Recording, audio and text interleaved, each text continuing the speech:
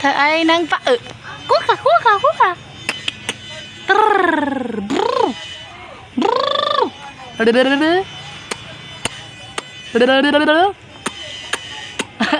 cứ sợ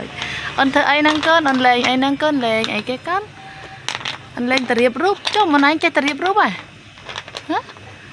ôi trai ơi chơi tập rút à chơi bao kìa đó hả hả trả lời hả à bự bự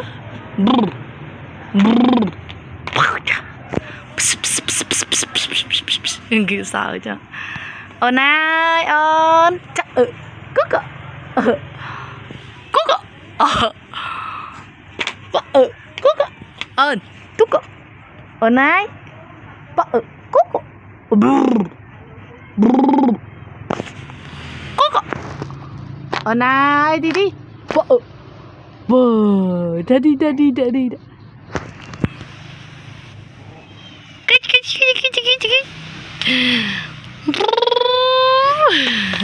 chạy hana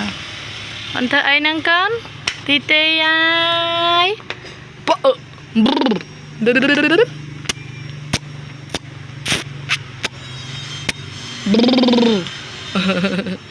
tì tì thợ ấy năng con thì lên tari baru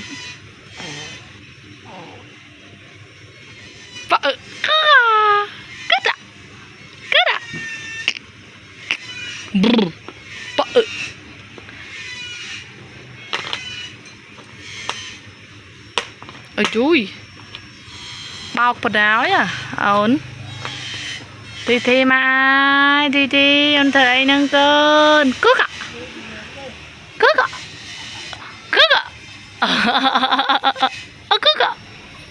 peekaboo nhộng mặt à peekaboo